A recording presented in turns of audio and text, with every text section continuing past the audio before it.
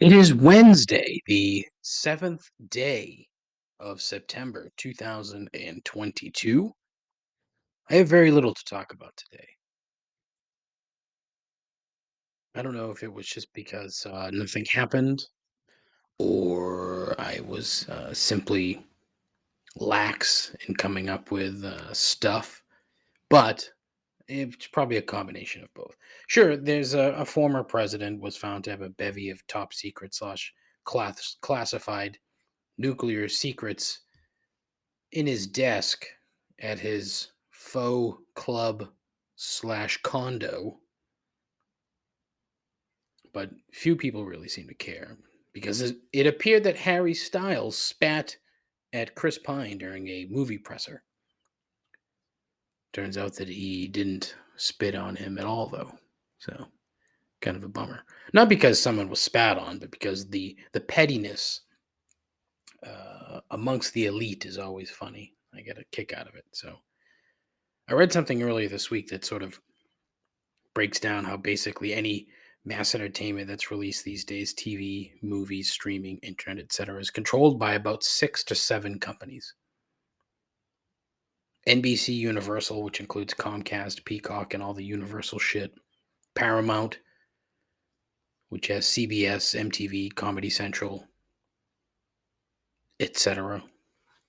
Warner Brothers, which now includes Discovery, New Line, DC, and HB fucking O. Disney, they own a ton of shit that you're already aware of. Sony Pictures Motion Picture Group, which is the actual name of the company, includes Columbia, Jeopardy, and everything that Lennon McCartney ever wrote. Finally, Amazon, which is planning to own basically anything and everything at some point soon. But currently, they've got MGM films like James Bond, Rocky, and the various spin offs, along with now NFL football and this Lord of the Rings series that people are mad about because there were black people in it. So, the long and the short of it is that Hollywood is going quote unquote bankrupt. Not really, but you know, financially to some point and morally for the most part. But if you're on one side of the aisle, you've hated Hollywood for a long time. Those Hollywood elites, which is code for Jews, because they don't like Jews. Boy, we're off to a good start, eh? Anyways, the long and the short of it is that Hollywood is going bankrupt thanks to the Hollywood antitrust case of 1948 being terminated in 2019, which basically allows for these handful of studios to essentially monopolize the industry amongst themselves. Like, remember that Batgirl nonsense where they made the entire Batgirl movie and then scrapped it? A $90 million movie, completed and in the can, trashed. Well, that was to get a tax credit of some kind that I'm not smart enough to break down. More or less, they created the film, didn't release it, and then they claimed something and got a tax credit. It wasn't a $90 million credit, but it was a credit of some kind. Don't ask me for much more detail than that because, quite frankly, I find the whole topic rather boring. But it's fairly interesting. Warner Brothers as a movie studio is likely going to be spun off and killed by its new Warner Discovery nonsense. As if Discovery Channel is this gigantic entity of entertainment. Ooh, I'm going to show you slow motion animal kills. Nope, sorry, that's National Geographic, which is owned by Disney. It's all a business, and it all has to make money, yes, but the arts as a whole have been shit on for years now as a viable entity of any kind. And those doing the shitting will likely start asking questions down the road like, Why is every new movie based on a comic book or a remake of an old movie? Well, Cletus, that's because no one values the arts as a valuable or a viable entity. Creativity in this country is no longer valued. It's going to die if it hasn't already. This open was far too long. Far too long. And far too boring. But again, as I just said, creativity in this country is dead. And it starts right here. um, yeah, because today I'm going to be talking about men's fashion, pedicures, Queen Elizabeth, and elections. See? You see what I'm saying? Boost! This show stinks. That's all right here, right now, on episode 132 of Complaints and Observations. Still, the most less than average podcast on the internet. With a host who's the smartest person in the room when he's the only one there. A continuing odyssey into mediocrity. Guaranteed to make you question your life choices and your own sanity. This is Complaints and Observations with Dave Lapointe.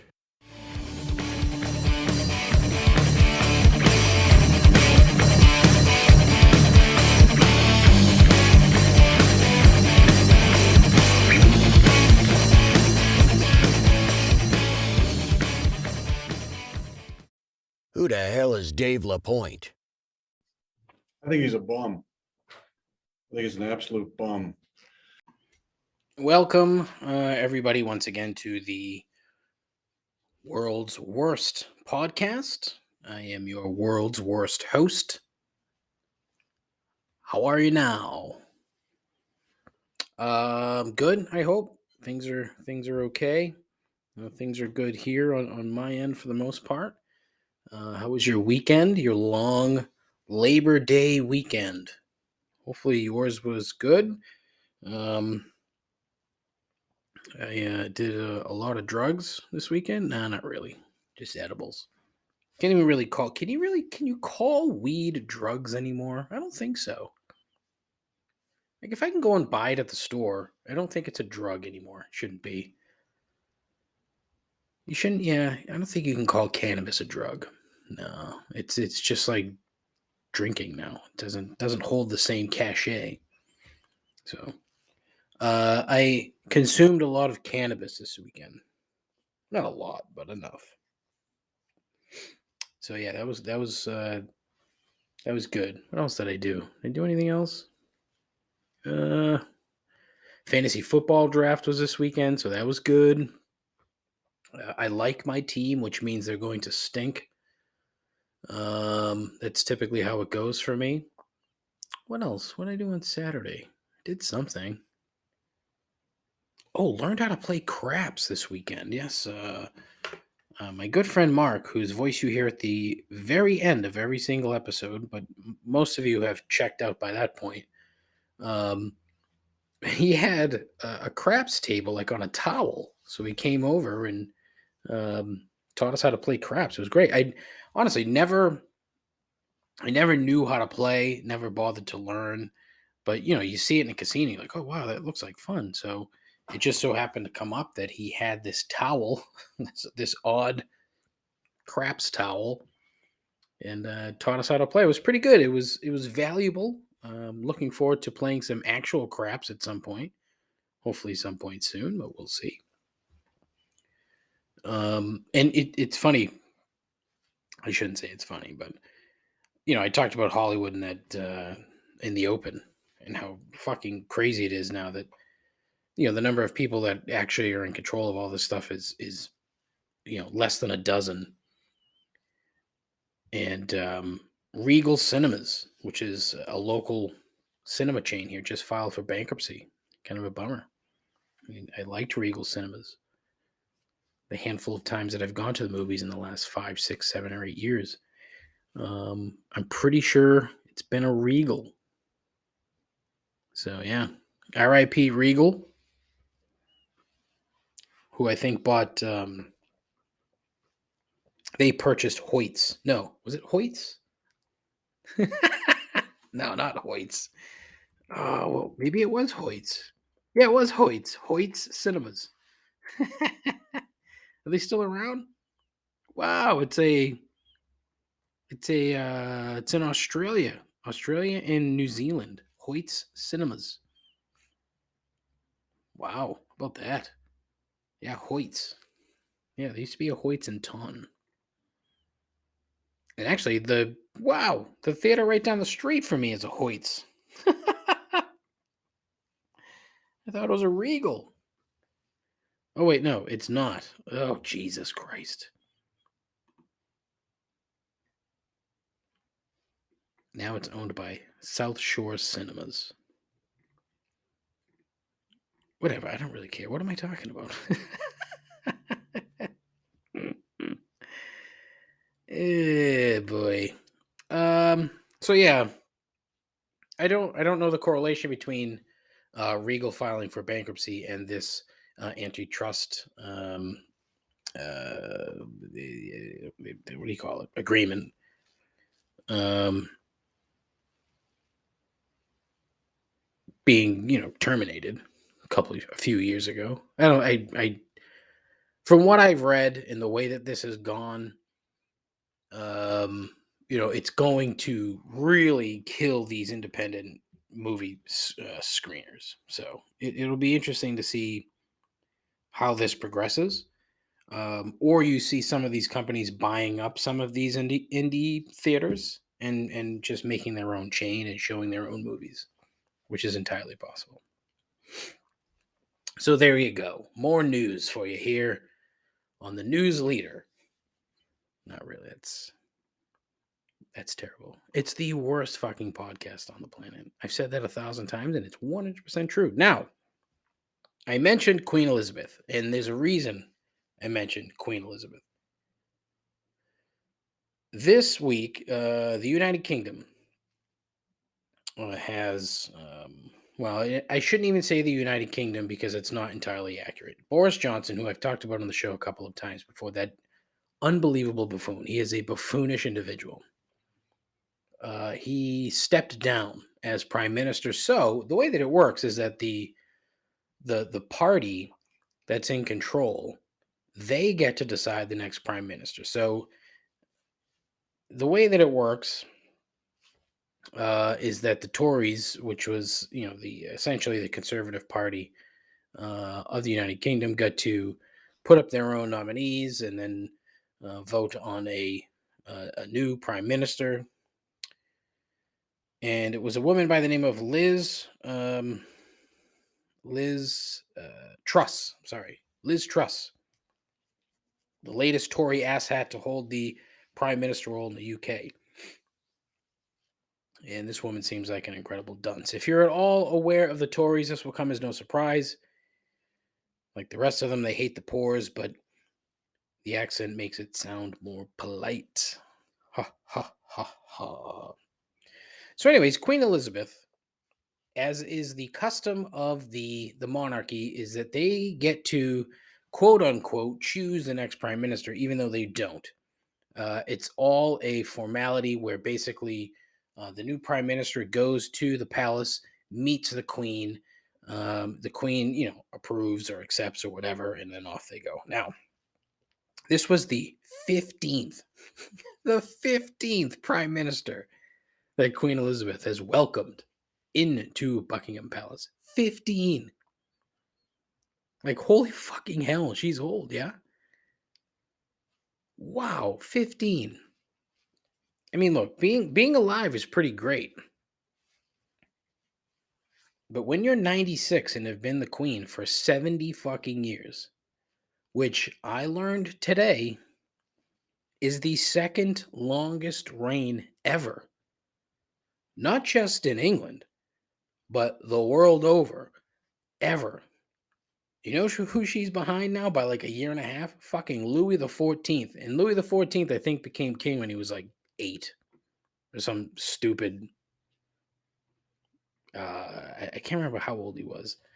And the only reason I would know is from That fucking cheesy ass Leonardo DiCaprio movie. Was it the Three Musketeers? I think it was the Three Musketeers. So yeah, there you go. Louis the 14th, the boy king, if you will. Yeah, how old was he? Let's see. So he was born in 1638. 16. Yeah, he's 5. Not even 5. He was 4.5 when he became king. Born in 1638, died in 1715. He was only 76, which, for the fucking Middle Ages there, not quite the Middle Ages, but after that, fucking A, 76. That dude hung on, huh? Whew. Wow, that's crazy. 72 years, 110 days for Louis the 14th. And then as of today, Queen Liz, 70 years, 213 days. So she is fucking creeping up Louis's ass. If she can fucking hang on. If she can hang on, she could be the record holder. She took over sole possession of second place earlier this year when she passed the former king of Thailand, Rama the Ninth. And I also learned that Rama was born in Cambridge. How about that? Seriously, his dad was going to Harvard at the time. And how about this for a little fucking tidbit for you? Rama the Ninth is the only monarch ever born in the United States. And like hell, you've never learned anything on this fucking show, huh? How about that? Isn't that interesting? I found it interesting. I should add, though, that the current king of Thailand is a fucking weird dude. Weird dude. I got into a real rabbit hole with these fucking guys, and let me tell you, fucking current king of Thailand isn't in Thailand, by the way. He basically lives in Germany. Thailand has a prime minister who basically runs the government, but the fucking king of Thailand, it's crazy. Like, again, feel free to Google the current king of Thailand. You're gonna see that it's interesting, but whatever. But it got me thinking: what's it like being a queen or a monarch in 2022? There are very few monarchs on planet Earth that have any sort of real power of any kind outside of the Middle East, I should say, because there's a couple in the Middle East, in Jordan, Saudi Arabia. I think there's one more. I can't remember. So, for Liz, it's either a massive pain in the ass or you're just bored as hell. Because there's no real function. There's no job for her to be doing to keep her occupied other than, I guess at this point, trying to not die. Oh, Jesus. Oh, that's so mean, Dave. What are you doing? And look, the monarchy is funded by taxpayers. The cost, you would think, is too much. I mean, it's not absurd, which is it's basically about £1.25 per person per year. However, in total, this past year, the monarchy received £86 million, which is a bit more than $99 million. Most of that money is used for upkeep of the various residences, of which there are quite a few, including Buckingham Palace, which is massive. It is massive. I don't know if you heard that fart, but that was a hell of a fart. Nice job, Dave. So you got to figure, how many bathrooms? How many bathrooms? Whoop, not the caps lock, David. This is what happens when you type with one hand. Not in the White House. Well, how many are in the White House? Whoa, 35? Holy shit. There are 35 bathrooms in the White House. Wow, that's a lot. Buckingham Palace, twice as many. More than twice as many. 78 bathrooms. Now, this is what taxpayers in the United Kingdom are paying to keep up. A gigantic building that they can't go into, that very few people can actually go into, and it's costing them 86 million pounds a year. Like, that money could be used elsewhere. Let's be fucking serious. Now, also to be fucking serious, Buckingham Palace is never going anywhere. It's always going to be something, whether it's an actual residence, a museum, a government building of some kind. So it's always going to cost. There's always going to be an associated cost to maintain the building. 52 royal and guest bedrooms, 19 staterooms, 188 staff bedrooms, 92 offices. That is fucking gross. 775 rooms. What? What? Come on. What are we doing?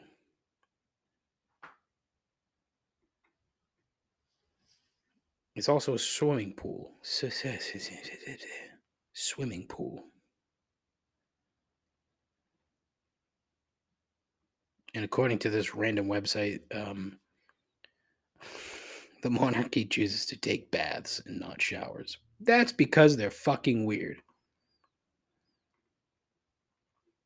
Anyways, I just found I fell into a rabbit hole about this shit because I saw Queen Elizabeth, a picture from yesterday, and she looks tiny, which, she is tiny anyway, but she looks much smaller. And her, the cane, the walking stick she's carrying around looks like it's basically up to her fucking chin. It's like, whoa, boy, that's a big fucking stick. And now I'm sharing with you all these facts about the British monarchy and the Thai monarchy, things that you didn't think you would know when you tuned in today, and things that you don't really need to know. However, here's a bit of info that might be somewhat helpful. The value of the pound in the United Kingdom currently is at its lowest levels versus the dollar since the Maggie Thatcher days back in the 80s.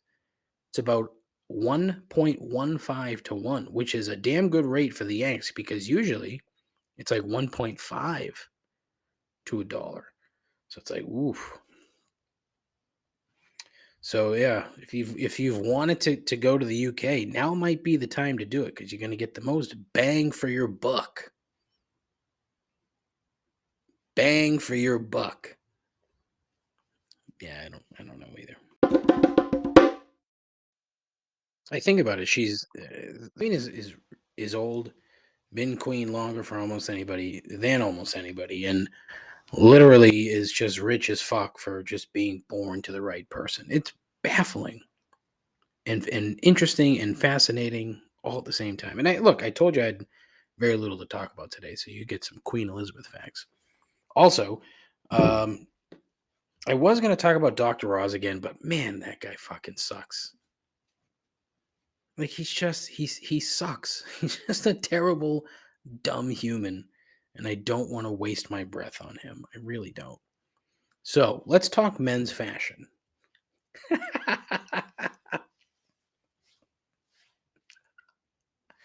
Let's talk men's fashion. I had an interview with a clothing company. This really has nothing to do with the gist of this particular topic, but it just popped in my head. And so I'm not going to name the company, but basically they're a custom clothing outfit that's been around for a long time. And so I had 2 interviews with them. And today they came back and said, nah, I don't think there's going to be a good fit. So I was like, all right, well, I didn't really feel the same. I did feel the same anyway, so it's really not that big a deal. But this shit was expensive. And basically, I asked the girl, who is also a salesperson, but not in this area. She's down south. And I asked her, okay, so who's the target market? Well, it's anybody who can afford us. Like, oh boy. So, then she spent a lot of the time bragging about, her sales conquests and how, you know, she doesn't work Fridays.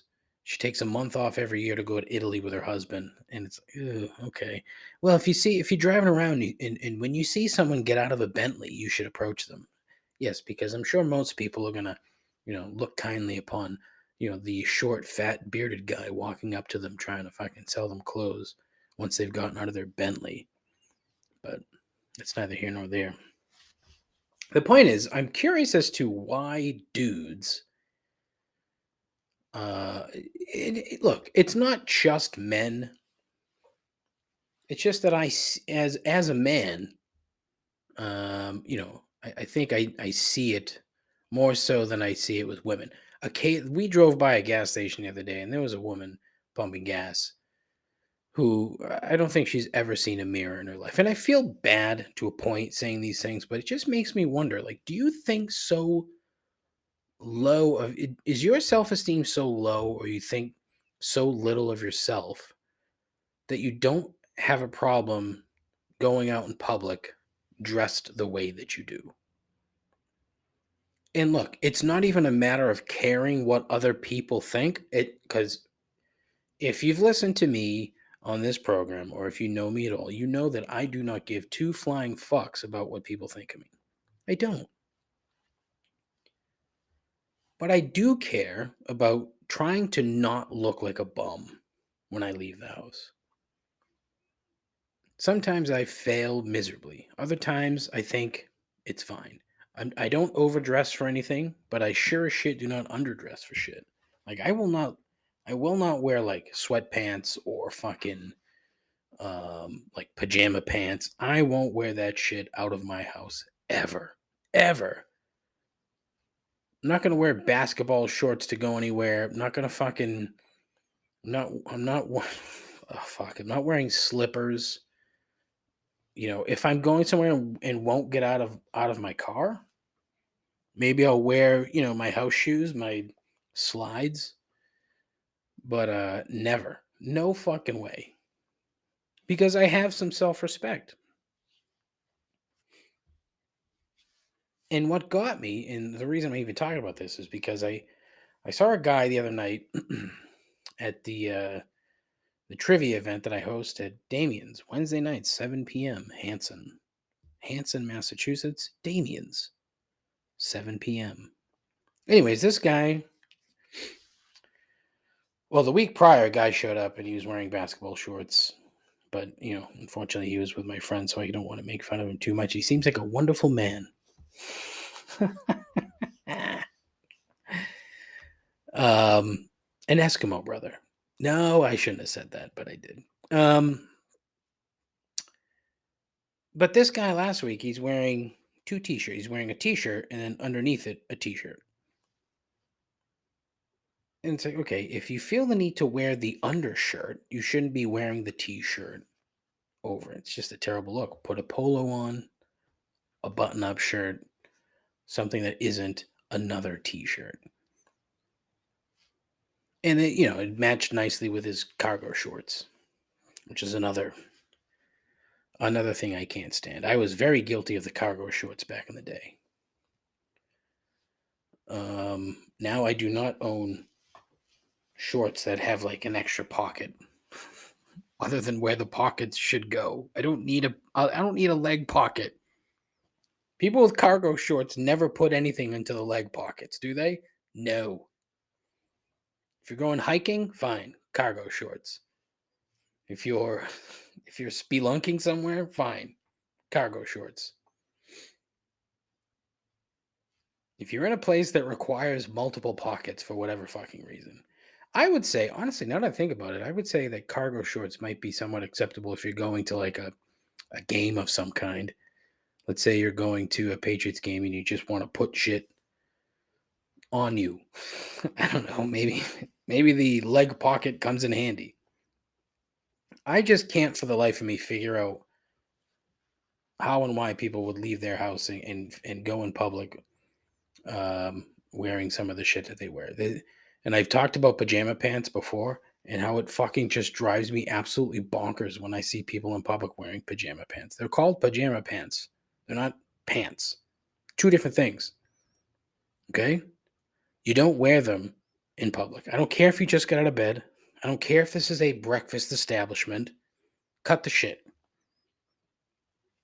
Cut the cut the fucking shit. I hate it. It drives me crazy. So that's my take on men's fashion. If I had if I was one, employed, or and two, independently wealthy, yeah, that's debatable. I'd be fucking dressed to the nines all the time. I would definitely be the guy overdressed. That's the goal.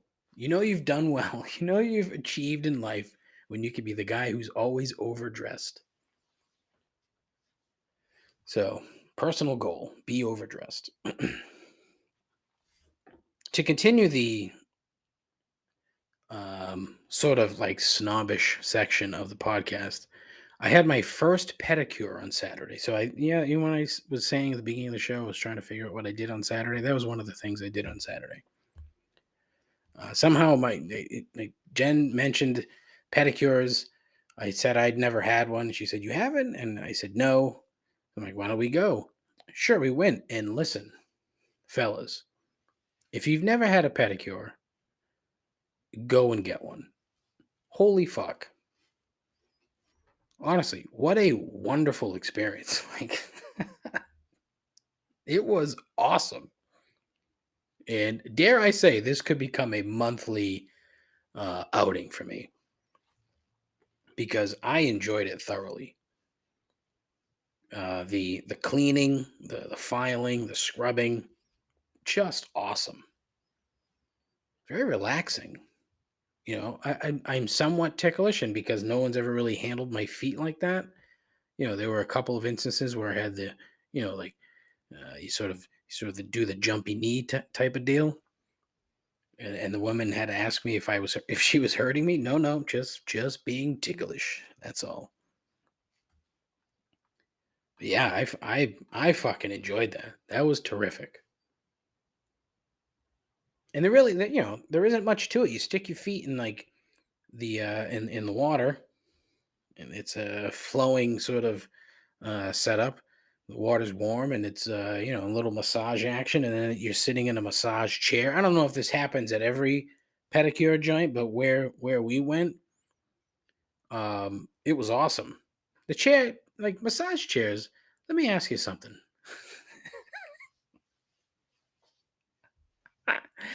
Oh man, I sound like such a fucking asshole. Massage chairs, they don't really do much for me. So basically, I just do the setting so it's like up and down the spine and then side to side of the lower back. Anything more than that, and it's just like, okay, what are we doing? But I haven't had an actual massage in a while, so gonna have to get that taken care of again at some point. Those are fun. I enjoy those. Not in a Deshaun Watson sort of way. It's just that you walk out of there and you feel great. Like, oh, thank you. Thank you. Thank you for touching me constantly in places that needed to be touched, which do not include the penis. So get your fucking head out of the gutter.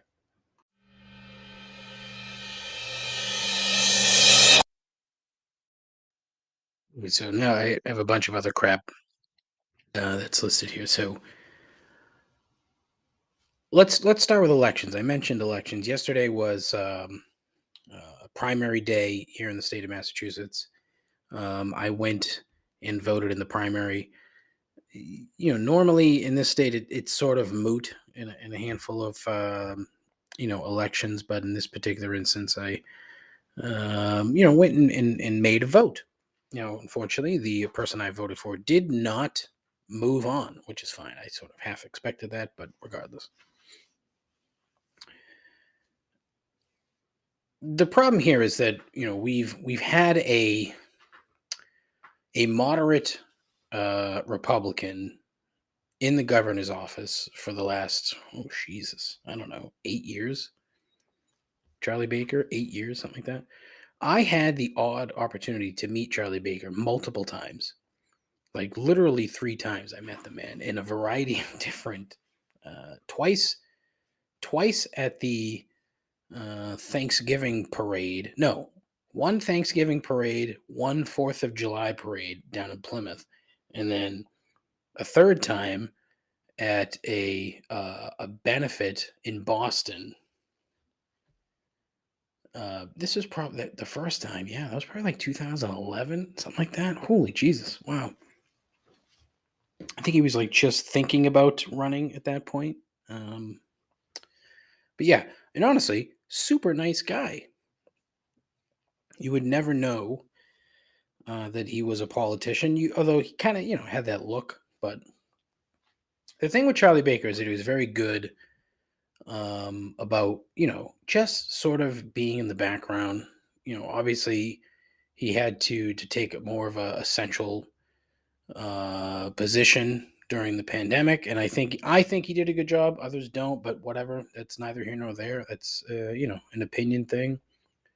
But I thought he did a pretty good job overall. And I think in this particular state, or as should I say, here in the Commonwealth of Massachusetts, you need balance. You can't have it one way or the other. And I think a good example of that is what you're seeing going on in Boston, where the mayor, Mayor Wu, is way too far to the left. Like, she is just, it's ridiculous. And as I've stated my position multiple times in this program, I am definitely a liberal, but I am far, far, far closer to the middle than Mayor Wu here, who seems for some weird fucking reason obsessed with bike lanes. Absolutely. Like, obsessed with bike lanes. She wants bike lanes fucking everywhere. Now, instead of her just coming out and saying, "Hey, we want to banish cars from the city," she's just gonna waltz around it. And look, if she were to come out and say, "Okay, uh, I would need a word for it, and I can't think of it, but just recreational vehicle traffic in the city would be banned," whereas like construction, deliveries, and all that stuff would be fine. At least it would give a reason for her obsession with bike lanes. But she's got something called the Mayor of Bikes, apparently on the payroll in the city of Boston. What the fuck is that? Like, I don't care if she's making fucking $10 an hour. You shouldn't have somebody called the Mayor of Bikes. Find somebody else in the office and make that like a second title for them. And, of course, you're going to have the other side of the aisle screaming about the corner of Mass and Cass, which is historically known as like Methadone Mile, because it's just strung out junkies, addicts, you name it. And it's not a pleasant sight by any stretch of the imagination. Every time they try to fix it, it just seems to go back to the way that it was, or they just kind of move these folks into a different location instead of trying to, I don't know, help them fix the problem in some way, shape, or form. But you can't help them because again, you're going to have one side of the aisle screaming that you shouldn't be helping drug addicts. Okay, hopefully none of these people ever have to deal with that in their life, so they can have a little fucking empathy. But they tend to lack that. But the other thing you can't do is ignore it. So that's why in the Commonwealth you need balance. And I'm very, very fearful that we're going to end up a little too far left as things progress, which you just can't have it. You can't have it. You got to have balance, or you're going to have problems, because it's gonna spark a response from the other side. Nothing, it'll just be that, the next election could be trouble for them. So unless Maura Healey, who will most likely be the next governor of Massachusetts, unless she takes a more centrist position, which, I'm not entirely certain she will, there's going to be problems here during the next election, specifically the midterms, and then the next gubernatorial election in 4 years. It could be a bigger problem. So that's my take on Massachusetts politics. You need balance. You can't have it fucking banana land left. You just can't do it. You'll never see banana land right in this state. You just won't. But in some parts, you will. Where I am currently, yeah, banana land right. And a lot of little enclaves all over the place. It's very interesting how that worked out, but it is what it is. So yeah, there you go. You need balance. Let's move on to sports, shall we? I don't want to talk soccer this week because I'm fucking pissed off. So we won't talk soccer. There you go. I'm sure you're all pleased because you're all a bunch of fucking knuckle dragging dummies who don't appreciate the nuance of football. Football is life. Yesterday, Tristan Casas, who is the number 2 prospect in the god awful Red Sox minor league system, he was called up earlier this week, and he hit his first home run yesterday in Tampa Bay against the Tampa Bay Rays. And the guy who caught it, basically sitting in fucking left field by his lonesome, there was an outcry on Twitter, just a massive outcry about how this guy would not give the ball back. Turns out that wasn't the case. Turns out that he was getting up to go to the dugout when he was accosted by security because they wanted to make sure that he coughed up the ball. Well, the guy, there was an interview with Rob Bradford of WEEI. It's kind of a meh, but that's neither here nor there. He's the one that was in the outfield and got an interview with this kid, 23-year-old, guy, maybe the best way to put it, by himself at the game, from Chicago, lives in Orlando, drove to Tampa. Go figure. And he said, look, hey, I've never caught a ball at a game, and I just so happened to get this thing, so I was, I didn't want to throw it back on the field. I didn't want to give it up for nothing, so, hold on to it. Well, people on Twitter were very angry at this kid for not giving up the ball, and it just made me think to myself, look, if I'm catching that baseball for your number 2 prospect, clearly it's an important memorabilia piece for him, the team, whatever. There's only one way that you're leaving with this baseball, and that's fucking straight cash, homie. Like, let's start talking. What's your number? How important is this ball to you? And how important is this ball to that kid? Pick one, because you're not going to be able to get this from me for a signed bat or some other signed bullshit, because I don't give a fuck. It does not hold any... Those things don't hold the same sentimental value to me than the baseball that I just caught as the first baseball that I caught at a baseball game. Had this happened to me and I'm in my 40s and finally catch a home run ball, and it just so happens to be Tristan Casas's first home run, I'm like, listen, you gotta like pay the mortgage for a month. What am I gonna do with these? What am I gonna do with a Tristan Casas signed baseball bat? What the fuck am I gonna do with that? What am I gonna do with a Xander Bogaerts signed baseball or a Rafael Devers signed baseball. Those things are everywhere. That's not special. Give me something of value. Preferably cash. You never hear that. You never hear a cash transaction with these things. It's always fucking memorabilia. So what kind of pressure are they putting on these people? Oh, we'll arrest you. Like, oh, or that's probably not it. Why would you say that, Dave? Oh, don't be an asshole. Don't aren't you a real baseball fan? And what the kid should have said was, the guy who owns your team is a multi-billionaire. He owns multiple sporting franchises. His partners are multi-billionaires. And you're going to tell me that you want this baseball so bad that you're willing to trade other baseballs for it? No, no, no, no, no. Give me something more. It's going to cost you.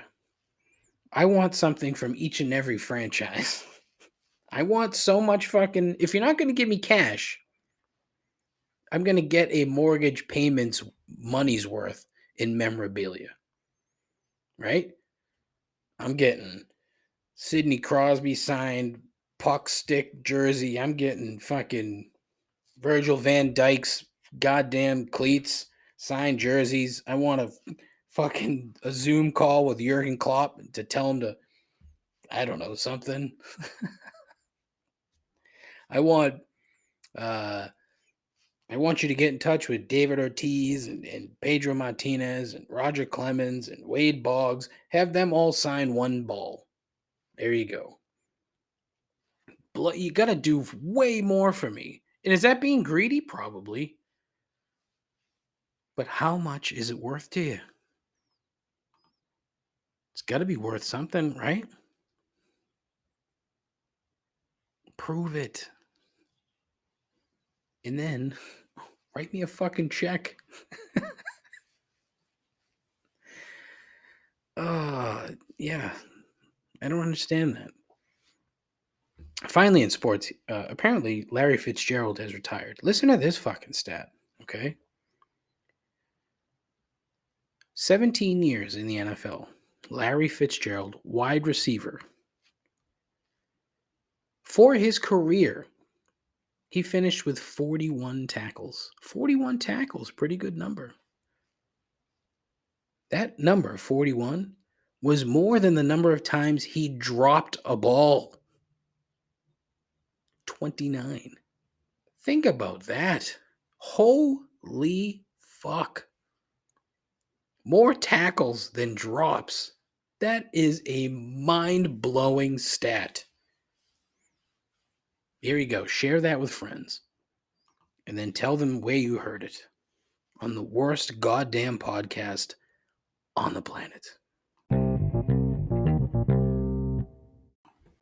Thrilled to have a couple of voicemails this week. Very excited. Very good voicemails as well. So yeah, let's check it out. Dave, it's your old buddy Mike here. I just gotta say I miss you. But I did just see not even a bumper sticker. This was a big ass window sticker on a black truck. And it said something that I wanted to see what your take on it was. It said, can't feed 'em, don't breed 'em. Now, I don't know if he was talking about dogs, salamanders, gerbils, maybe people, but my first thought is, what kind of low-life scum, deranged person that could say something like that. And then I remembered that you don't have any kids, so maybe it'd be interesting to hear what your thoughts on the subject would be. If that's a bumper sticker you would have, or if you might think this guy's a low-life, deranged, better, holier than thou, looks down on people. I don't know. But can't feed them, don't breed them. Old friend Mike. Hey, miss you too, pal. Hope you're doing well. Hope things are good. Thanks for calling in. I do appreciate it. If you can't feed them, don't breed them. Well, automatically when you hear something like that, you think, okay, the person driving the truck is probably a fucking asshole. And, could very well be. I don't know. I think, all right, here's the thing. One, low life scumbag, it's entirely possible. Asshole, that's a given. But I don't think that plastering it on the back of your truck is going to help your cause, right? Not that you don't have a cause. My guess is that you think that welfare is like the worst thing in the world, and you probably don't like brown people. Maybe I shouldn't say that because I don't know this guy. It's a very secondhand sort of experience that I'm having with this particular person in the truck, but whatever. Let's put that aside. Let's not even say that that's his thing. Had the bumper sticker or the signage on his truck read, "Hey, if you can't afford kids, you probably shouldn't have them." Probably not nearly as effective as "If you can't feed them, don't breed them," because it sounds really fucking shitty. So, to answer Mike's question about what I think, I think that this is not someone I would want to interact with at any level for anything. Because this guy's mind, he seems like the kind of person whose mind is made up after hearing something on the TV news.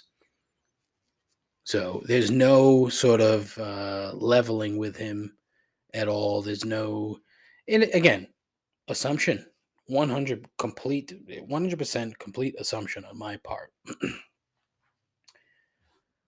I would like to know if there were other stickers on this car, because again, I'm going to assume that there were.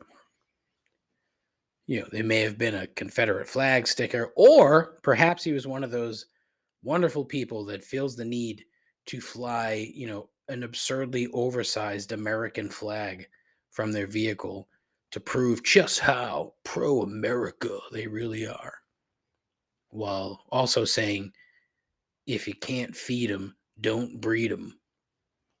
Clever shtick, and that's what the right is good at.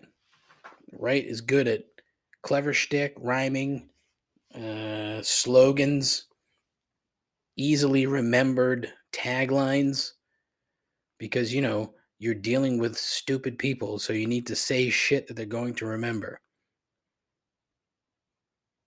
So that's up there. But I'd like to know more about the truck. Like, how old was this truck? Did it look like a work truck, or did it just look like one of those trucks that somebody paid 60 grand for and then didn't do any actual truck stuff with? Shout out, Be a Man guy.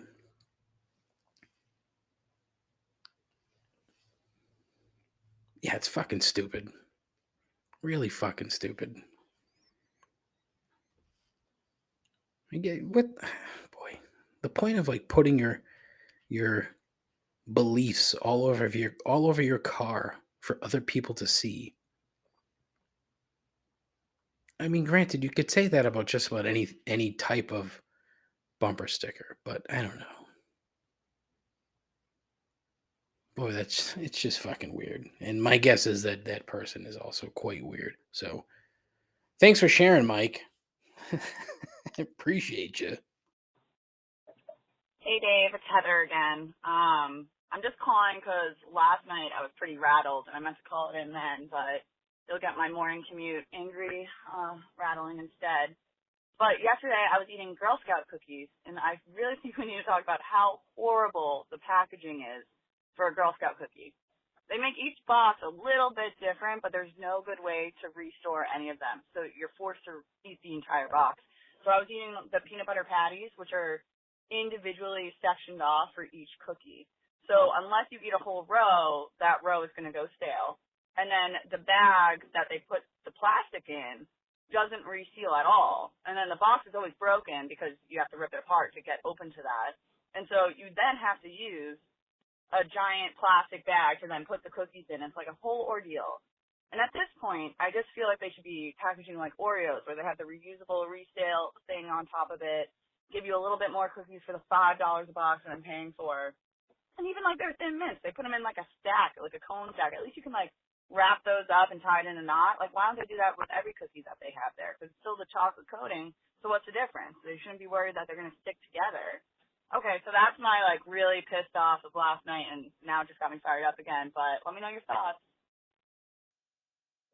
As usual, Heather brings the extreme pettiness that I love.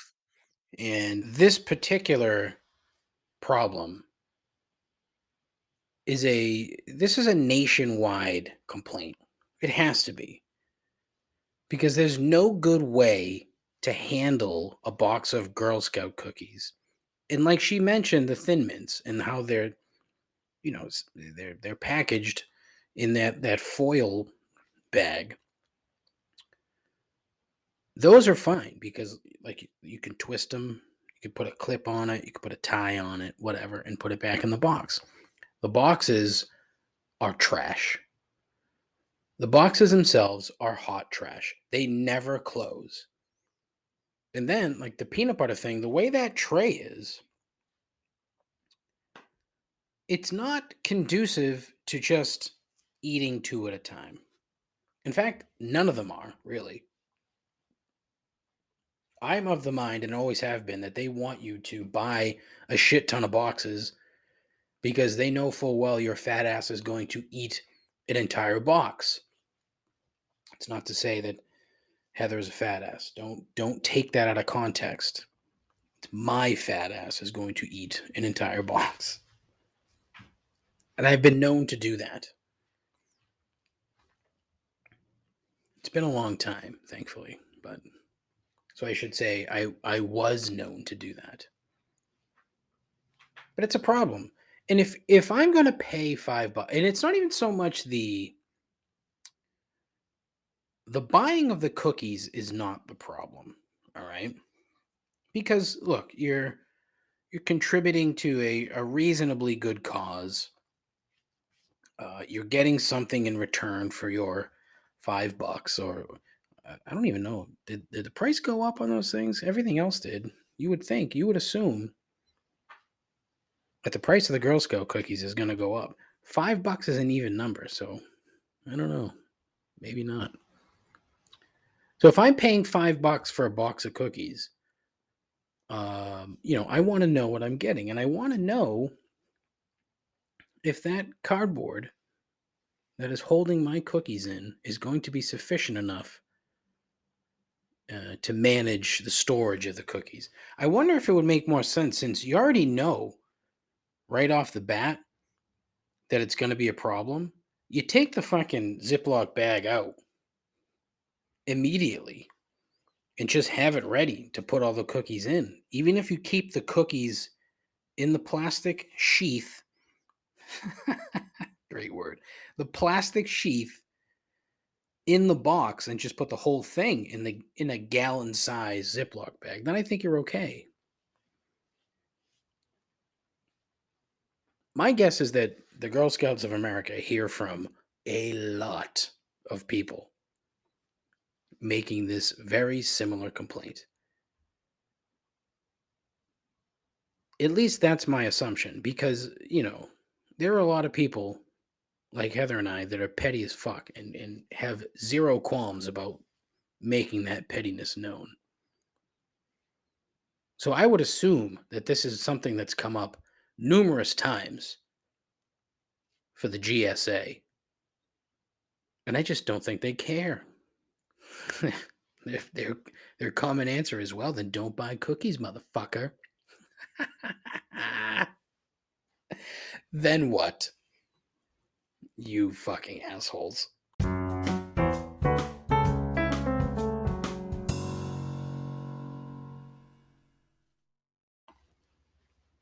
as it is Wednesday, it is time for everyone's favorite part of the program, the end of the show, and 3 gripes.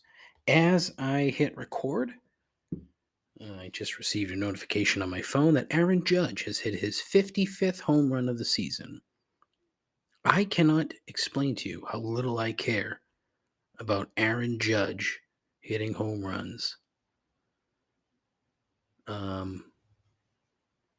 The only aspect of it that I find interesting is that he turned the Yankees down because they're being, for some weird fucking reason, too cheap to sign this kid. And he just goes out and he's going to hit 65 fucking home runs as a giant fuck you, and then goes to play for the Mets, which I really hope happens for a multitude of reasons.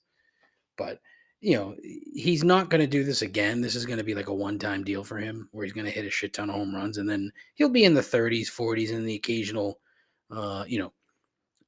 really bad year where he gets hurt and only hits like 10. Meanwhile, the Mets still owe him $500 million. So that'll be funny all the way around, and the Yankees will look bad, which is always good. Except if you're AP Dave, in which case you're very sad. Even more reason why I want to see Aaron Judge hit 65 home runs and then go play somewhere else. Fuck you, Yankees. Not sure as shit won't be the Red Sox, even though they should get involved. They won't because, John Henry needs a striker at the January window. So, ain't happening. All right, time for 3 gripes. Gripe number 1, camouflage clothing. If you are not in the military, on active duty, nothing in your wardrobe should be camouflage. This is not army cosplay. This is not a fashion statement. Camouflage was created for one reason and one reason only, and was to hide. So stop wearing it to the restaurant, to the ball game, to fucking anywhere. Stop. It's ugly. And again, it was created for one purpose, and it had nothing to do with a fashion sense. So stop doing it. And especially the ones that are, random colors. It's terrible. And, you can typically, if you see someone walking around in just like standard, like a camouflage t-shirt or a camouflage pair of pants, or, they're either a hipster douche or just an asshole, one of the two. No in between. Gripe number 2, birds. Are they all so dumb that they consciously choose to live where they do? I don't understand why birds live like in places that are overly populated. And I don't understand that. This should just be titled, I don't understand the thinking of birds. I don't get it. I also don't get that, when you put out bird food, bird seed, that not all the birds that you typically see will come to the bird seed, as if they are too good for your particular variety of seed.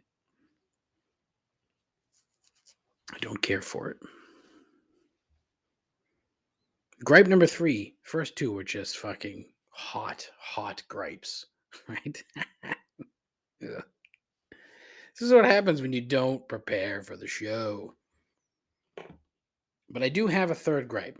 Gripe number 3 is that horrible Under Armour ad that Tom Brady put up today. Wednesday, the 7th day of September. It's an Under Armour ad that starts with Tom holding 2 pieces of paper with oversized print on it. And he says, "This is the letter I was telling you about." Then he hands the letter to Morgan Freeman, who then reads the letter aloud. as a backdrop for some videos of kids playing sports. And it led me to think a few things. And I posted this on my Instagram story at Complaints Pod.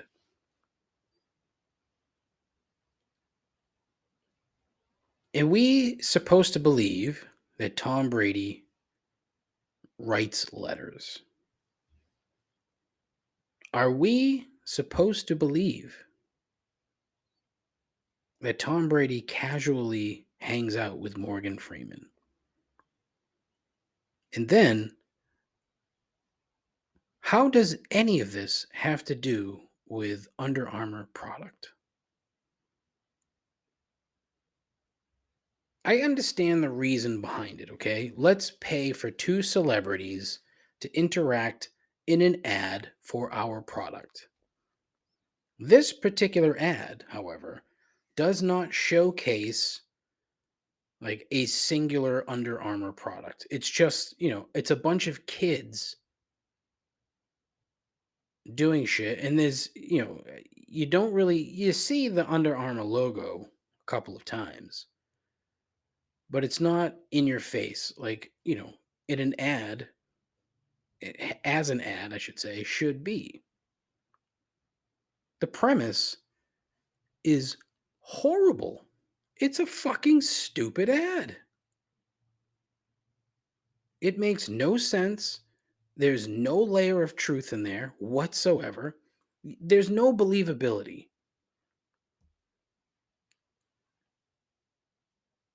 If you want an ad to work, it has to have some shred of reality to it.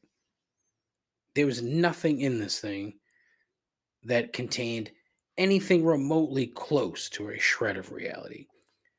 Let's suspend reality then for a second and say that Tom Brady and Morgan Freeman do occasionally spend some time in each other's company. You would never know it by the minuscule interaction between the two in this ad. But let's say that they do hang out on occasion. Do you think they're talking about letters that Tom Brady has written? No. In fact, what the fuck would they talk about?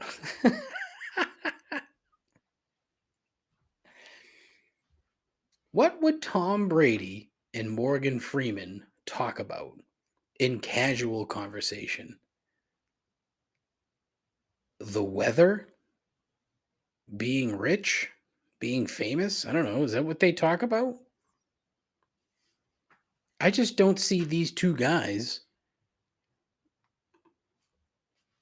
doing that. I literally don't see that, and I don't get it. Huh. This is my friend Tom. Pleasure to see you again. Oh, boy, that is dumb, huh? Well, dynamite way to close the show, which, as I've said, is the world's worst podcast. I'm also going to start using "this show stinks" as a hashtag, because why not? Maybe if I let more people know how bad the show is, it'll pique their interest. And they'll come and listen once and never listen again. As always, if you or someone you know wants to be on the show, you're pitching a business, you're pitching I don't know, anything. Maybe you're not pitching anything. Maybe you just want to chit chat. That's fine. Let me know. And you can let me know in a variety of different ways. My Twitter page, which is not terrible. I've said this 1,000 times. I don't think it's that bad. I laugh at my own tweets. It's pathetic. At Complaints Pod. You can get in touch with me on Instagram, which really these days I'm just begging people to leave voicemails. So there'll be more of that since I got two. I got two today. So we're going to keep begging. That's also at Complaints Pod. I have a Facebook page, but fuck Facebook. Fuss. Fuss Fake Book.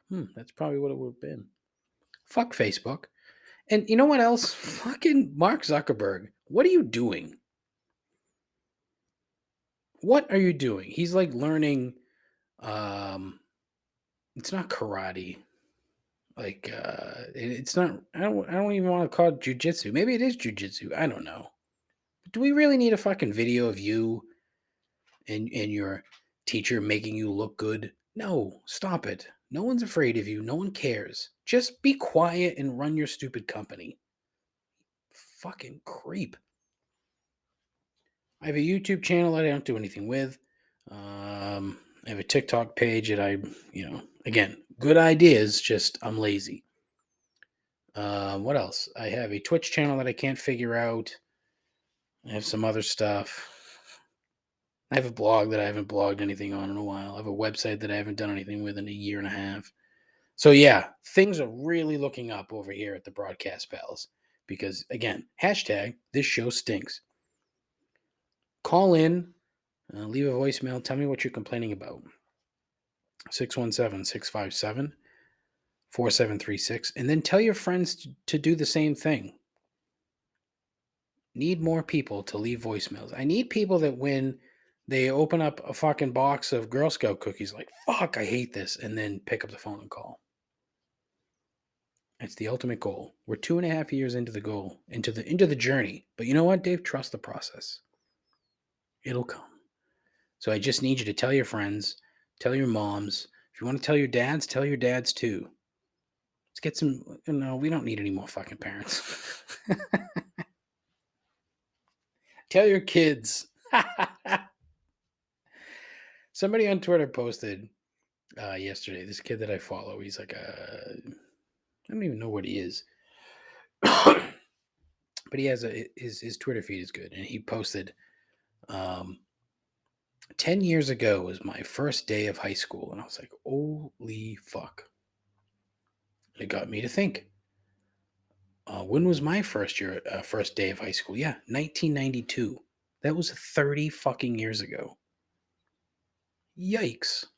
30 fucking years ago. Wild.